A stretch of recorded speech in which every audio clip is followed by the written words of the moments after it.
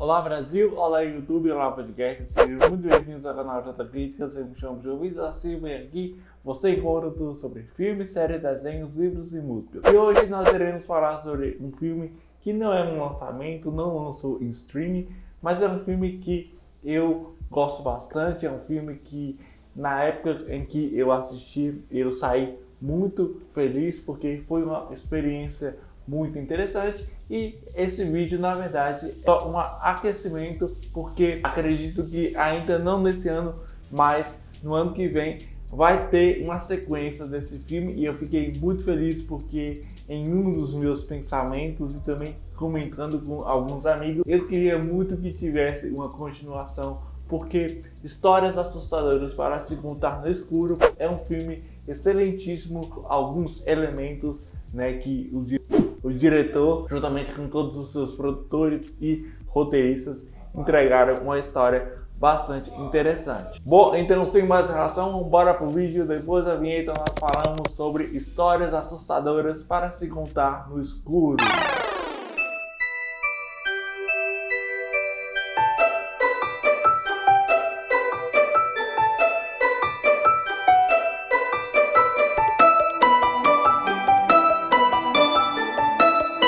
Scariest Story to Tell in the Dark, ou Histórias Assustadoras para se Contar no Escuro.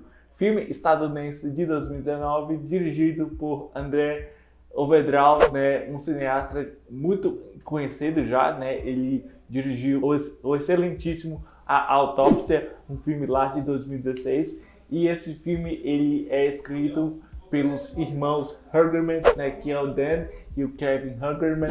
Esse filme tem argumento e história e também produção de Guillermo del Toro. Bom, e aqui na história nós vamos acompanhar na cidade de Mill Valley, cidade assombrada há décadas pelos mistérios envolvendo a família Bellows.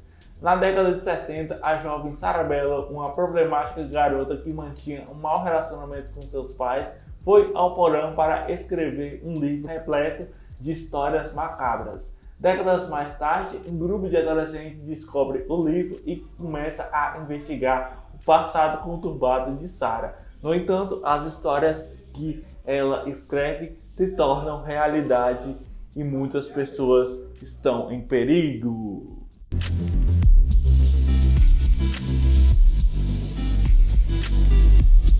Bom, eu vejo Histórias Assustadoras para se Contar no Escuro, um filme que mistura muito, né, desse elemento da nostalgia, né, não nostalgia no sentido, né, mas por utilizar elementos que já foram utilizados na história dos filmes de terror. É um filme que ele tem uma ambientação da década de 60 bem interessante, como por exemplo as demais referências de filmes que ficaram bem populares naquela época, como por exemplo o sensacional filme lá do Jorge A. Romero, A Noite dos Mortos-Vivos, mas também o elemento central que é sociopolítico ali da presidência do Kennedy, mas também outros elementos que constituem essa história. Uma história, né, sobre um grupo de jovens que acaba, né, se conhecendo por acaso. Na verdade, 3 jovens acabam conhecendo mais um jovem e esses jovens vão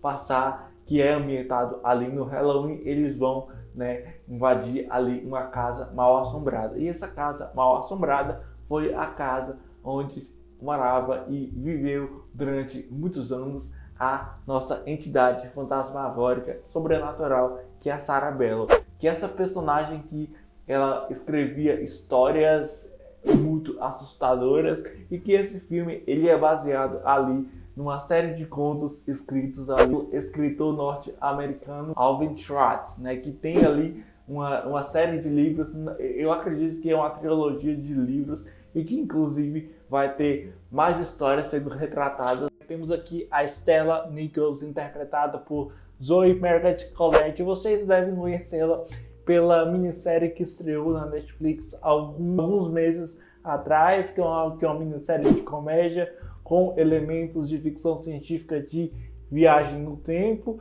né? E que ela estrelou ali com a Lana Condor. E aqui a atuação dela eu gostei muito, sabe? É um filme assim, a primeira vez eu já tinha gostado, a segunda vez eu amei. E é a terceira vez, eu acho a atuação dela muito perfeita no que a proposta quer mostrar dentro dessa trama. E a gente aí conhece um pouco sobre a vida dela. Ela é uma aspirante a escritora e ela é a narradora dessa história. Ela vai contando sobre tudo o que essa cidade, né, ela tem, né.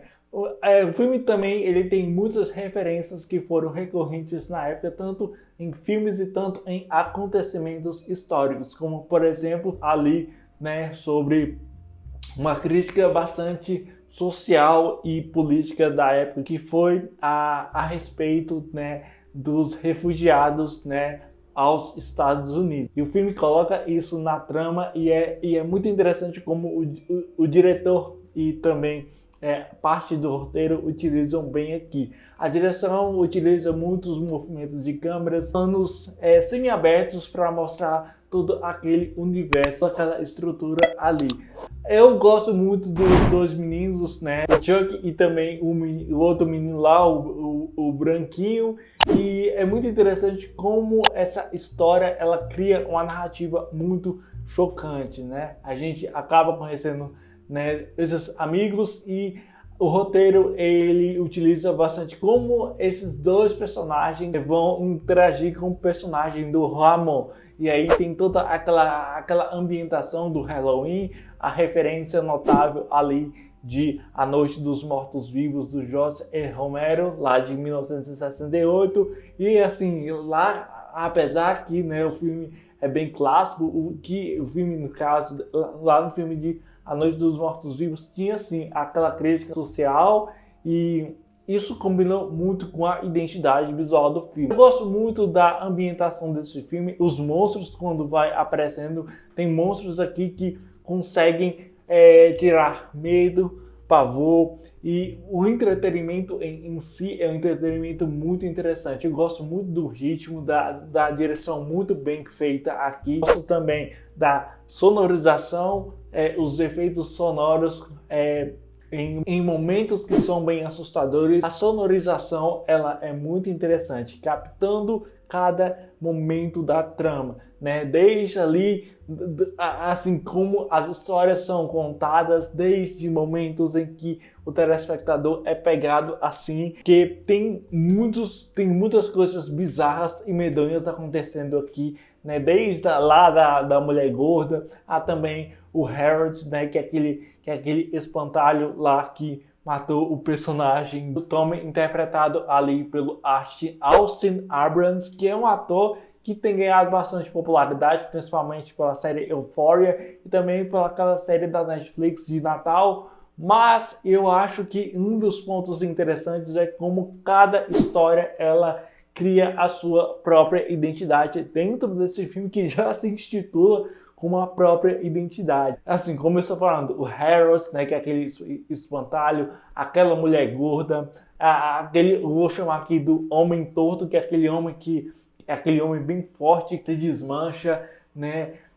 A cena ali da irmã do Chuck, das aranhas, é bem sensível porque são muitas aranhas e aparecem ali e acho que um ponto interessante aqui é como a montagem, a equipe de figurinos, maquiagem ajuda bastante nesse sentido aqui. Claro que a gente tem muitos filmes de terror, né, que se utilizam nesse sentido e eu acho que Histórias Assustadoras para Se Contar no Escuro é um filme que ele exige do telespectador um entretenimento muito gostosinho, muito prazeroso, muito interessante e muito bem montado em quesito de edição, né? Tem uns cenas aqui bastante interessantes. A gente vai, né, os jovens eles acabam, né, indo pesquisar mais a respeito da Sarah, né? E a forma como o roteiro vai explorando isso é suficientemente para gente, né, criar ali, né, e ficar naquela expectativa, naquela euforia tão grande, tão imensa que naquele universo ele quer mostrar pra gente. Bom, além do mais, esse filme também ele tem uma direção de, assim, além da direção de de arte que é perfeita, é maravilhosa. Eu adoro como eles, ao mesmo tempo que eles têm essa ambientação muito bem feita da década de 60, do final da década de 60, se eu não me engano, mas também eu gosto muito dos figurinos. Acho que os figurinos combinam bastante com essa época. Eu gosto também da forma como o roteiro explora, né, a dramaticidade e também a personificação dentro dos seus personagens, os medos que eles têm, as falhas que eles já tiveram e que continuam tendo. E tem aqui aquele embate final, né, que eu gosto muito, mas eu também fico muito com aquela coisa, principalmente quando o filme ele chega a falar sobre o tempo. Tem uma cena em específico, eu não vou falar aqui, mas até porque para não dar spoiler, mas tem um momento ali que o filme ele abraça muito o tempo, né? Misturando o tempo atual e o tempo passado, na década de 68 e ali em décadas passadas, quando é lá no terceiro ato. E é muito interessante porque além da colorização, né, do color grade ser muito interessante, com aquelas cores muito fortes, muito saturadas, né? Vai ali do vermelho, do laranjado, de cores pastéis. É muito interessante como é feito essas transições, sabe? E a montagem, principalmente a montagem, ela ajuda muito nesse sentido. Gosto muito também de outras coisas, como por exemplo, as atuações eu acho que são perfeitas aqui. Não tão perfeitas porque também tem ali um exagero narrativo, mas eu acredito que esse é um filme que consegue entreter tanto uma pessoa que gosta de terror, aquele terror bem clássico, sabe? Massacre da Serra Elétrica, Pânico, A Hora do Pesadelo, e esses filmes que assim ficaram bem populares, mas que também ele tem essa identidade mais atual, sabe? Tem momentos ali bem mais atual do que propriamente dito esses filmes que eu aqui mencionei para vocês. Bom, para finalizar, eu só digo assim que Histórias Assustadoras para se contar no escuro é um daqueles filmes que tem ideias muito boas, ideias um pouco fracassadas, mas que no resultado final mostra ser uma bela sessão, um filme magnífico com uma direção muito, mas muito bem feita. E eu gostei muito de rever esse filme para trazer aqui essa análise para vocês. E eu fecho aqui Histórias Assustadoras para se contar no escuro com a nota 8.5. Então é isso aí, pessoas. Esses são os meus comentários sobre hoje, sobre esse filme que eu gosto tanto, né? Se você não assistiu, assista, está disponível na Prime Video. É um filme que eu gosto bastante e eu estou louco para saber como é que vai ser essa sequência, e eu estou muito contente porque a mesma equipe que dirigiu e escreveu e produziu esse primeiro filme é um filme que eu gosto de assistir sempre que eu posso, né?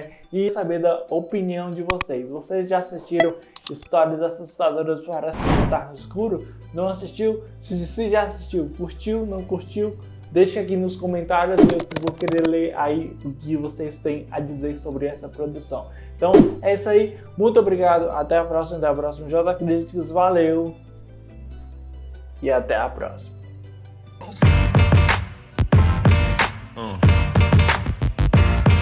Yeah.